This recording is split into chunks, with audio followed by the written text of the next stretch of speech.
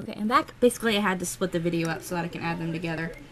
I had to check my time. So I am going to take my Crop-A-Dile and do the biggest edge, or the biggest hole, and punch it right in the corner.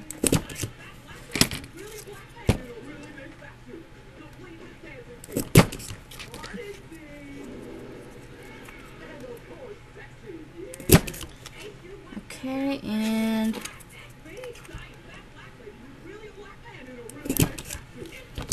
there we go. And let me get my eyelets out and get my, there we go. I believe that's the right side. Okay. I need to check real quick, make sure I got my eyelets setting correctly. So we'll take a break. Hey everybody, it's Make a Card Friday. I'm a little bit late because as I was making the card, I started to feel really, really sick. And so I took 100 milligrams of Phenergan, which is a nausea medication. And so if anyone knows what that is, it makes my mouth really dry. So if I have to stop and get a drink, I apologize. But it's so much better than feeling nauseous, because I think that is the worst feeling in the world. Hate being nauseous. Anyway, I wanted to make a vintage kind of card today. And for my paper, I'm using, let me find the, it's from Paper Tray Inc. I'm using the Stampers Select White cardstock. It's really thick, good quality cardstock, good for cards, so that the back isn't real flimsy like regular, you know, you buy it. I usually just buy the cardstock, you know, made as high-end computer paper for a lot of my projects, but they're not very good for making cards because they're not as sturdy. So, first thing I'm going to do is I'm going to distress this a bit. It's actually the back of a Priority Mail box, and I've torn off a lot of the cardboard to expose the corrugation. So I'm going to take some black soot distress ink and a sponge and go through and kind of distress it randomly here.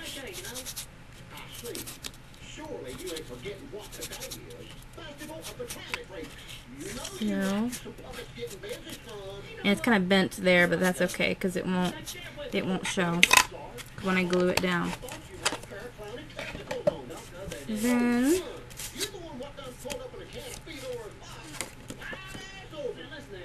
I'm gonna take my glue, hopefully. Oh, it's already all gummed up. Sorry.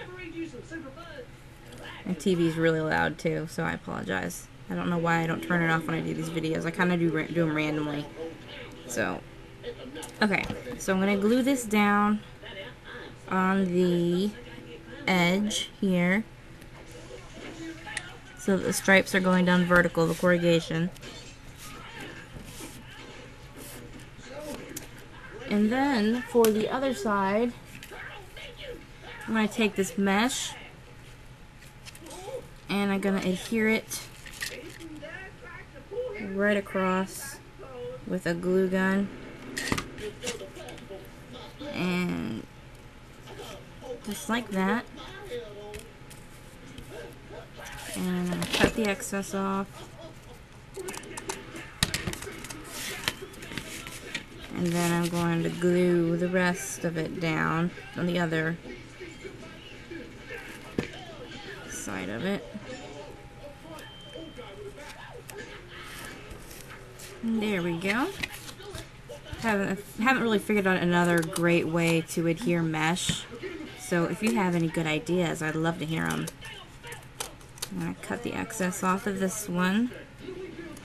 And the back of my card is already real dirty, so I'm going to have to cover that up with a piece of cheap cardstock. So I've got what looks like this right now. Nothing special. So I'm going to turn it around while I do this. I'm going to take this from the Tim Holtz Lost and Found paper stack. And I think I'm going to cut it down just a bit more. Get that out of the way. And then have it sit kind of like that. And I want to distress the edges of it a bit more than they already are. So I'm using Vintage Photo and my Distress ink or my ink applicator, just to give the edges some color. And I want the corners to be real dark, because that's where antiquing happens first, is in the corners. So got that, and then I'm just going to glue it down. And this is double-sided paper, so as you can see, the other side is already pretty distressed, and I love that about this stack.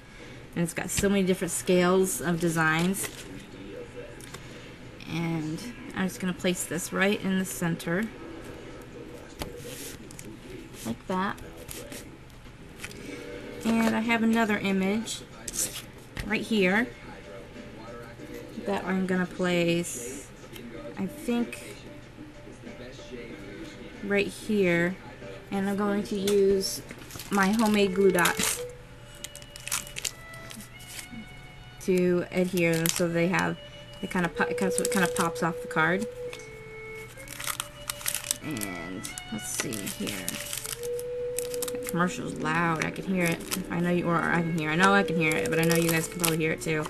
I'm using a lot of these to make sure that it stays dimensional and it doesn't, you know, slide or cave down at all. I'm gonna turn this around so that I can see a little bit better. There, I'm kind of offsetting it a little bit. Next, I'm going to take these corners that I also cut out of cardboard, and I need to distress them, and I don't know what color to use. I think I haven't used my spiced marmalade yet, so let's try that. That might be a little bright. Let me try it on a scrap here. No, it's not. It's not. Okay. So just kind of like the edges. What I like about distress ink is that it gives you a distressed look no matter the color. It doesn't necessarily make it just flat color. If for some reason it gives you this vintagey effect. Just the colors are so perfectly coordinated. Sorry if you can't see what I'm doing. I'm not used to working where I can't see what I'm doing, through the camera. And at this point, I'm gonna hot glue these down so that they stay. As you can see, I was thinking about putting them, because I'm making a card for a swap where everything is recycled. And so I was gonna make sure that this is actually posted like that, which might not be a bad idea on some of them.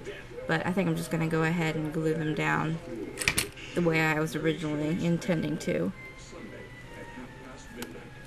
And there's one thing I did forget to do, but I can do it now. I have to pull these off. I forgot to do my eyelets. It's kind of important. Alright, I'm going to grab a drink real quick. See how I'm doing on time. Okay. I'm going to take a break real quick, and then we're going to do it and finish the video.